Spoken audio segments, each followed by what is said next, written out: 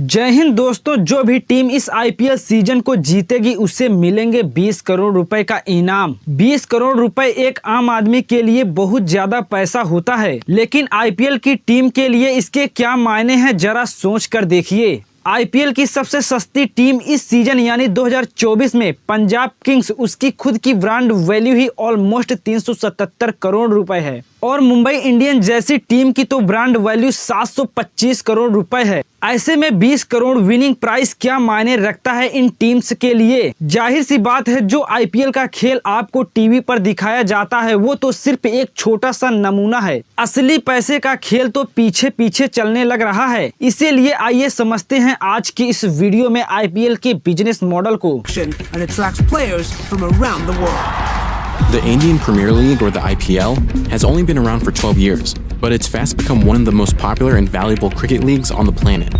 India has given a model for other countries to follow. When the IPL was successful, all these other places went, well, we'll set up our own leagues and we'll try and... दोस्तों, शायद आपको याद हो कि IPL के एक साल पहले ही आईसीएल की शुरुआत हुई थी। आईपीएल नहीं, आईसीएल, जिसका फुल फॉर्म होता है इंडियन क्रिकेट लीग। इसकी खास बात यह थी कि इसे एक प्राइवेट कंपनी के द्वारा शुरू किया गया था। जी एंटरटेनमेंट एंटरप्राइजेज वही कंपनी जो जी टीवी न्यूज चलाती है। इसी कंपनी ने इस लीग को बनाया था। इस आईसीएल का कॉन्सेप्ट बिल्कुल आईपीएल की तरह ही था। अलग अलग शहरों की टीम होगी, प्लेयर्स को खरीदा जाएगा और ये टीम्स फिर एक दूसरे के साथ खेलेंगी। लेकिन इस आईसीएल को ना तो हमारे क्रिकेटिंग बोर्ड बीसीसीआई ने रिकॉग्नाइज्ड किया, ना ही इंटरनेशनल क्रिकेट बोर्ड आईसीसी ने रिकॉग्नाइज्ड किया। इनफैक्ट ये दोनों बहुत नाराज थे ये देखकर कि बहुत सारे क्रिकेट के प्लेयर्स आईसीएल में खेलने जा रहे थे। प्लेयर्स को इस आईसीएल में खेलने से रोकने के लिए बीसीसीआई ने अपने डोमेस्टिक टूर्नामेंट में सैलरीज बढ़ा दी थी और ये कहा कि जो प्लेयर्स आईसीएल में जाकर खेलेंगे हम उनको लाइफ टाइम के लिए बैन कर देंगे अपने टूर्नामेंट से। बीसीसीआई नहीं चाहता था कि कोई ऐसा क्रिकेट लीग चले जो उसके खुद के कंट्रोल से बाहर हो। फिर सितंबर 2007 में बीसीसीआई ने अपना खुद का ऐसा ही एक लीग टूर्नामेंट अनाउंस किया, इंडियन प्रीमियर लीग यानी आईपीएल। उस वक्त बीसीसीआई के वाइस प्रेसिडेंट थे ललित मोदी, जिनके अंदर ये पूरा टूर्नामेंट ऑर्गेनाइज कराया जा रहा था। उन्होंने कहा इन्होंने आईसीएल से कोई इंस्पिरेशन नहीं ली है,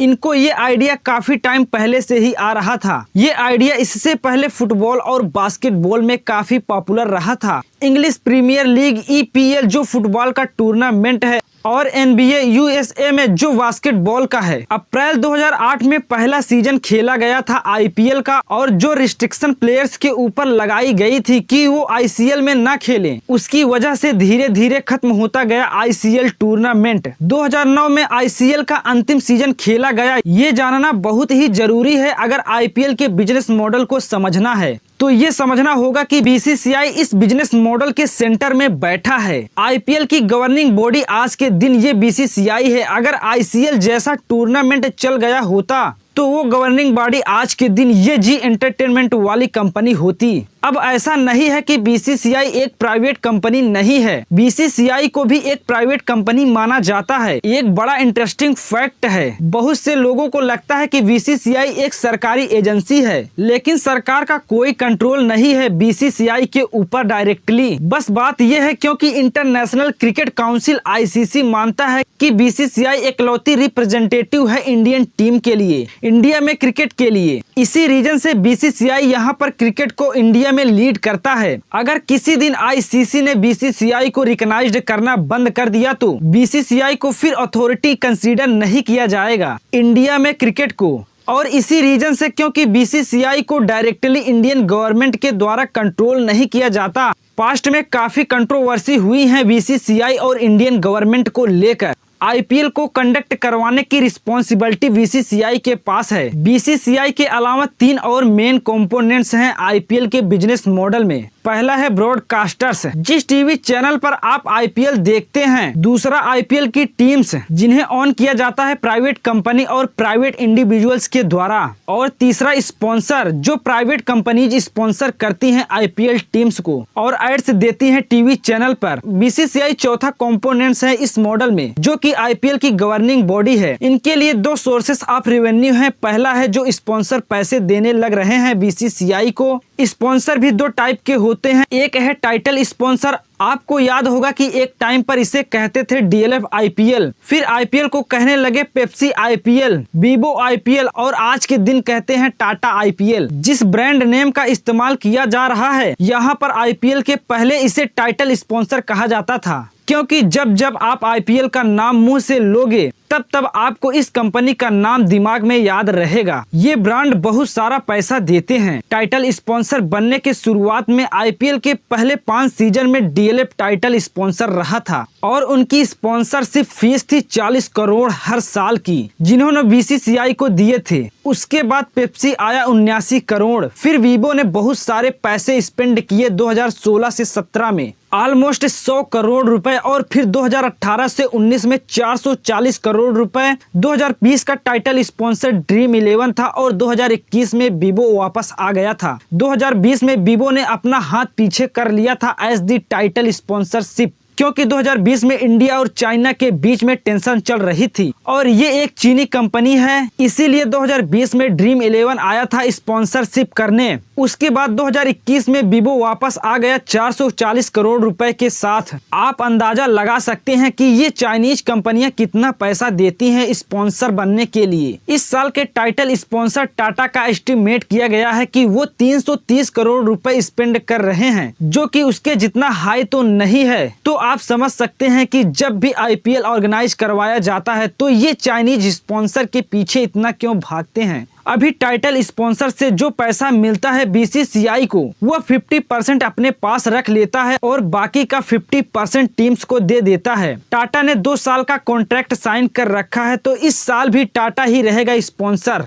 लेकिन उसके बाद पता नहीं कौन रहेगा। इसके अलावा होते हैं IPL के ऑफिशियल स्पॉन्सर, कुछ ब्रांड जो IPL की अलग अलग चीजों को स्पॉन्सर करते हैं, जैसे कि सीट टायर्स ने, जिसने स्ट्रेटेजी ब्रेक स्पॉन्सर कर रखा है 30 करोड़ रुपए देकर। इस स्ट्रेटेजिक टाइम आउट में हमेशा सीट टायर को स्पॉन्सर किया जाता है। इसके अलावा आपने कमेंटेटर को बोलते सुना होगा कि पावर प्ले चल रहा है, क्रेड पावर प्ले चल रहा है, तो यहाँ पर क्रेड ने स्पॉन्सर किया है। फिर एक इन्होंने बना रखा है dream 11 game changer of the match. जैसे कई कंपनी है जो अलग अलग स्पॉन्सर कर रही हैं और टोटल एस्टिमेट किया गया है 210 करोड़ रुपए। अब स्पॉन्सरशिप एक जरिया हो गया है BCCI के लिए कमाई का। इसके अलावा दूसरा बड़ा जरिया है कमाई का BCCI के लिए ब्रॉडकास्टर्स को राइट्स देना। अब IPL किसी न किसी टीवी चैनल पर तो प्ले किया ही जाएगा। IPL को हर टीवी चैनल चाहेगा कि वह मेरे टीवी चैनल पर प्ले हो, ताकि ज्यादा से ज्यादा व्यूअरशिप मिल सके। BCCI ब्रॉडकास्टर्स को राइट्स देता है पैसे की एक्सचेंज में। टीवी चैनल को IPL के पहले 10 सालों के लिए सोनी के पास ये मीडिया राइट्स थे। 2008 से लेकर 2017 तक इन्होंने टोटल 8200 करोड़ रुपए स्पेंड किया था। इस हिसाब से हर सीजन के लिए ऑलमोस्ट 820 करोड़ रुपए। फिर साल 2018 में स्टार स्पोर्ट्स ने इसके राइट्स खरीद लिए 16,400 करोड़ रुपए में अगले 5 सालों के लिए, जो कि पर ईयर कॉस्ट बनती है 3,300 करोड़ रुपए। यहाँ पर भी आधा अमाउंट जो आता है पैसों का, ये भी BCCI अपने पास रख लेता है और बाकी आधा टीम्स की फ्रेंचाइजी को दे देता है। अब अगर ब्रॉडकास्टिंग के पर्सपेक्टिव से यहाँ पर देखें,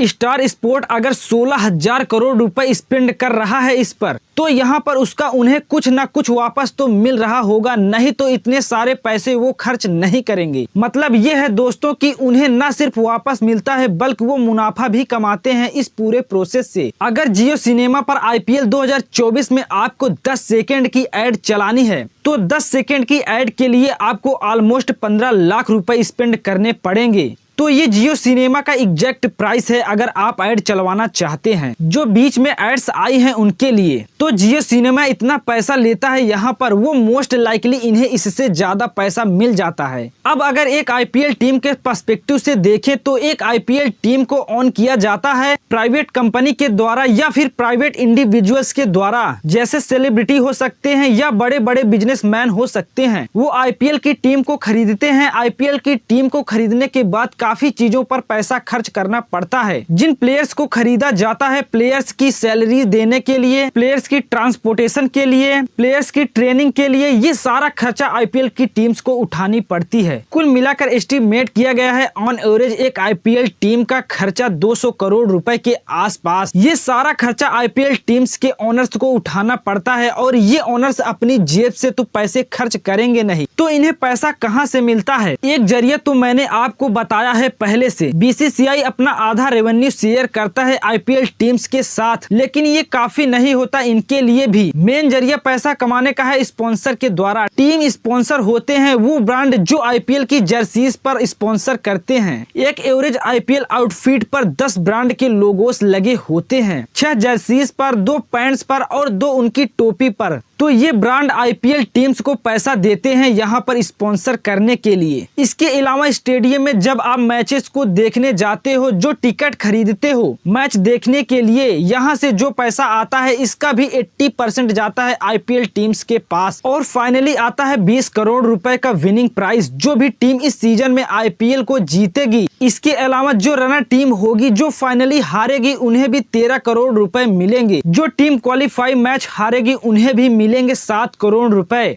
और जो टीम एलिमिनेटर मैच हारेगी उन्हें 6.5 करोड़ रुपए मिलेंगे। ये जो प्राइस मनी होता है इसका आधा पैसा जाता है ओनर के पास, जो टीम्स के ओनर्स हैं, और बाकी आधा पैसा टीम्स के प्लेयर्स के पास, उनमें बराबर बांट दिया जाता है। तो दोस्तों, क्या आपको आईपीएल का बिजनेस मॉडल समझ में आया? नीचे कमेंट बॉक्स में लिख कर बताइए। ऐसी ही इंफॉर्मेटिव वीडियोस के लिए हमारे यूट्यूब चैनल को सब्सक्राइब करके फेसबुक और इंस्टाग्राम पेज को फॉलो करना मत भूलिएगा। मिलते हैं अगली वीडियो में, तब तक के लिए जय हिंद, वंदे मातरम।